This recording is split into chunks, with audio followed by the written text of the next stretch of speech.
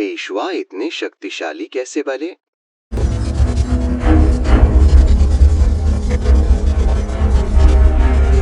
इतिहास में एक समय ऐसा भी था जब भारत के उत्तर से लेकर दक्षिण तक एक नाम गूंजता था, पेशवा।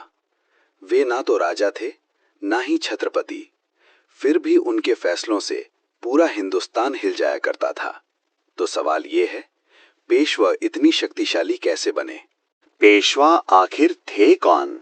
छत्रपति शिवाजी महाराज के शासन में पेशवा का पद आज के प्रधानमंत्री जैसा था। छत्रपति शाहू महाराज के समय बालाजी विश्वनाथ को पेशवा नियुक्त किया गया। उनका काम था राज्य का प्रशासन, सलाह देना और शासन चलाने में मदद करना।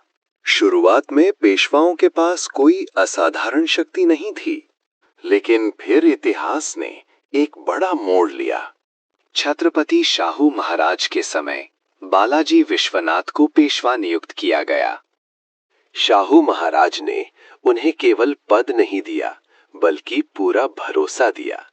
राजनीतिक समझौते, जागीरों की व्यवस्था और बाहरी शक्तियों से बातचीत, सब कुछ पेशवाओं के हाथ में आ गया। यहीं से पेशवाओं की असली शक्ति की नींव पड़ी। इसके बाद इतिहास के मंच पर आए बाजीराव बल्लाल पेशवा। बाजीराव पेशवा, जिसने इतिहास को तलवार से लिखा। जब बाजीराव पेशवा बने तब उनकी उम्र सिर्फ 20 साल थी। दरबार के कई अनुभवी सरदारों को यह फैसला पसंद नहीं आया। लोगों को लगा, इतना युवा लड़का इतनी बड़ी जिम्मेदारी कैसे संभालेगा?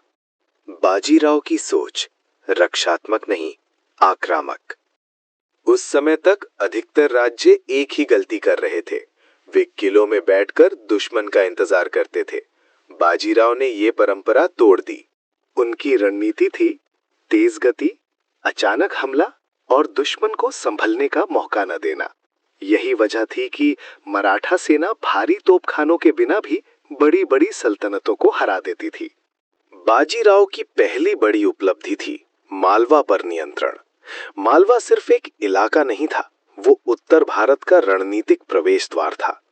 मालवा जीतते ही मराठा शक्ति उत्तर भारत में स्थापित हो गई। इसके बाद बुंदेलखंड में मराठा प्रभाव बढ़ा। यहीं बाजीराव और छत्रसाल बुंदेला की मित्रता हुई, जिसने मराठों को राजनीतिक वैधता और संसाधन दोनों दिए। बाजीराव की असली ताकत क्या थी? बाजीराव की असली ताकत उनकी तलवार नहीं थी, बल्कि उनकी रणनीति थी। वे खुले युद्ध से बचते थे, आपूर्ति लाइनों पर वार करते थे, दुश्मन को थकाते थे और फिर निर्णायक प्रहार करते थे। आज जिसे हम गेरिला वॉरफेयर और फास्ट मोबिलिटी कहते हैं, उसका व्यवहारिक रूप बाजीराव पहले ही दिखा चुके थे। इसी वजह से इतिहासकार कहते हैं, बाजीराव ने एक भी युद्ध नहीं हारा। पुणे का उत्थान, सत्ता का नया केंद्र। बाजीराव की लगातार सफलताओं का असर ये हुआ कि मराठा साम्राज्य का प्रशासनिक और सैन्य केंद्र धीरे धीरे सातारा से पुणे आ गया। पुणे अब सिर्फ एक शहर नहीं था, वो मराठा शक्ति का दिमाग बन चुका था। यहीं से युद्ध की योजनाएं बनती थीं, कर व्यवस्था तय होती थी और पूरे भारत की राजनीति प्रभावित होती थी। यहीं से पेशवाओं का युग पूरी तरह स्थापित हो गया। दिल्ली तक मराठा ध्वज।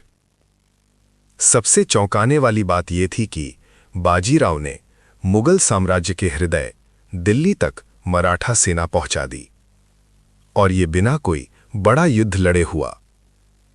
मुगल बादशाह समझ ही नहीं पाए कि मराठा सेना इतनी दूर इतनी तेजी से कैसे पहुंच गई। ये सिर्फ सैन्य जीत नहीं थी, ये एक मनोवैज्ञानिक झटका था। अब पूरे भारत को समझ आ गया था, मराठे केवल दक्कन की शक्ति नहीं, बल्कि अखिल भारतीय ताकत बन चुके हैं। पेशवाओं की शक्ति केवल तलवार में नहीं थी, वे कुशल प्रशासक भी थे। चौथ और सरदेशमुखी की व्यवस्था, मजबूत राजस्व प्रणाली, सरदारों को स्वतंत्रता लेकिन नियंत्रण में, पैसा प्लस सेना प्लस रणनीति, इन तीनों ने पेशवाओं को भारत की सबसे शक्तिशाली ताकत बना दिया। इतनी बड़ी शक्ति हमेशा टिक नहीं पाती। समय के साथ सत्ता परिवार केंद्रित होती गई, सरदारों में आपसी मतभेद बढ़े और फिर आया 1761 का तीसरा पानीपत युद्ध।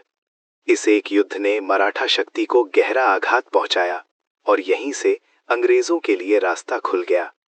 तो पेशवा शक्तिशाली क्यों बने? क्योंकि उन्हें छत्रपतियों का भरोसा मिला, प्रशासन पर उनकी पकड़ थी, सेना तेज और संगठित थी और उनका दृष्टिकोण पूरे भारत तक था। वे राजा नहीं थे, लेकिन उन्होंने राजाओं से भी बड़ा साम्राज्य चलाया। इतिहास हमें यही सिखाता है, सत्ता पद से नहीं, निर्णय क्षमता से आती है। अगर आपको ये इतिहास पसंद आया हो तो वीडियो को लाइक करें और ऐसे ही और विषयों के लिए चैनल को सब्सक्राइब करें।